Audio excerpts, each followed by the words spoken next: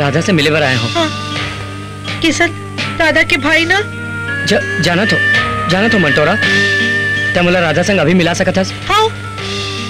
ते राधा लेके बगीचा में पहुंच, मैं बजरंगी संग आवत हूँ। अच्छा बहू आए हैं? हाँ। ठीक है हम अभी आते हैं। ठीक है। हाँ?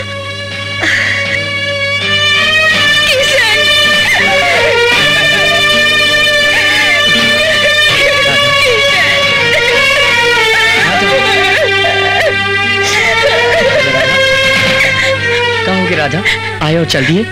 हमारे मिल नहीं हो सके किशन, हमारे मिल नहीं हो सके। मोर भैया अभी दुनिया में नहीं है।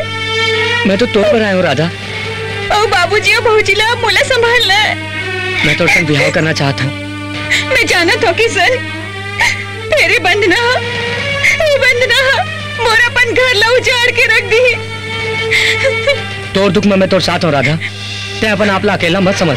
मोर साथ दे की कोशिश झन कर किशन, काबर केला हमला झेलना है।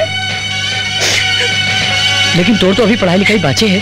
का करबर पढ़ाई करो, जोन भाई हर रात दिन मेहनत करके मोला पढ़ाते हैं वो है नहीं है, तो पढ़ाई करके का करूं। और वैसे भी मोर पढ़ाई ले भोजी अकेला हो जाए, और मैं दाई जैसे भोजीला बिल्कुल अकेला नहीं छोड़ सकूं, बिल्कुल अकेला नहीं छोड़ सकूं। लौट जा किशन, लौट जा। राधा